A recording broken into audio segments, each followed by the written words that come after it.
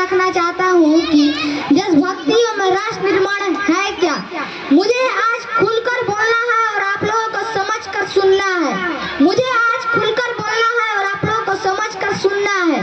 मैं नहीं मानता कि राष्ट्रगान के सिर्फ 52 सेकंड में खड़े होकर गाना या वंदे मातरम या भारत माता के जोरों शोरों से नारे लगाना ही देशभक्ति है। क्योंकि महोदय, ये वो सदी है जहाँ नैतिक नियम और नैतिकता जैसे मुल्क के ध्वजे उड़ाते लोग मुझे नजर आते हैं। और महोदय, ये वो सदी है जहाँ सत्य, अहिंसा, सदाचार जैसे मूल्य कोड़ियों को भाव में बिकते लोग मुझे नजर आते हैं। और महोदय, ये वो सदी है जहाँ घर में दो सगे भाई भी बड़ी शांति, अमन और चैन के साथ बड़ी मुश्किल से जीते नजर आते हैं।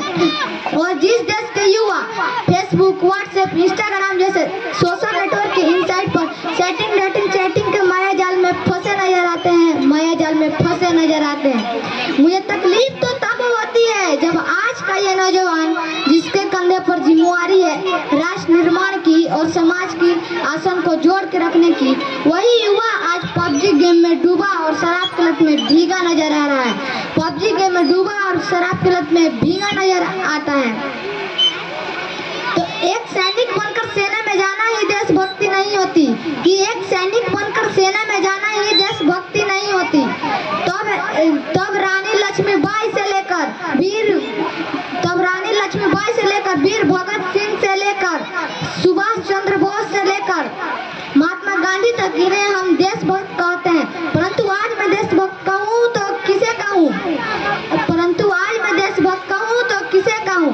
अपने परिवार, राष्ट्र और समाज का समर्पण का भाव है देशभक्ति। हर देशद्रोही के जीवन में आने वाला तूफान है देशभक्ति। और धर्मलोकता को पछाड़कर ईमानदारी से किया हुआ हर काम है देशभक्ति। एक गरीब बीमार बुजुर्ग को दवा दी जाए तो वो है देशभक्ति। और आज का ये युवा नौजवान दूसरों को मारने के नहीं, पहले खुद मरने के लिए तैयार हो तो वो है देशभक्ति। और एक पत्रकार अपनी पत्रकारी पूरी ईमानदारी से करे तो वो है देशभक्ति। तो मैं इन देशद्रोहियों को कहना चाहता हूँ कि ए हवा में जहर घोलने वालों,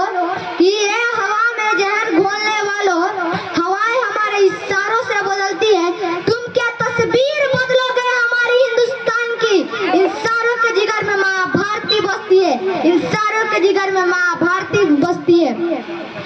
परंतु आज मैं बात राजनीति करूँ तो राजनीति से मुझे कोई परहेज नहीं है, लेकिन परहेज है तो राजनीति करने वाले नेताओं से है।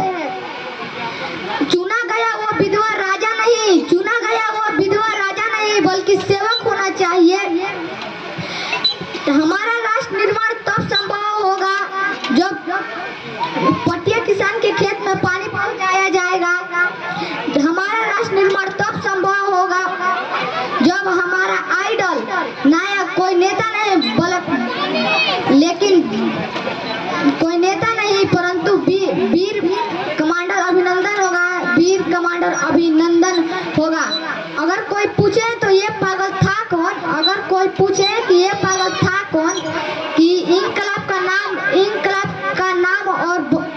इंकलाब की चैली और भगत सिंह का नाम लिख देना।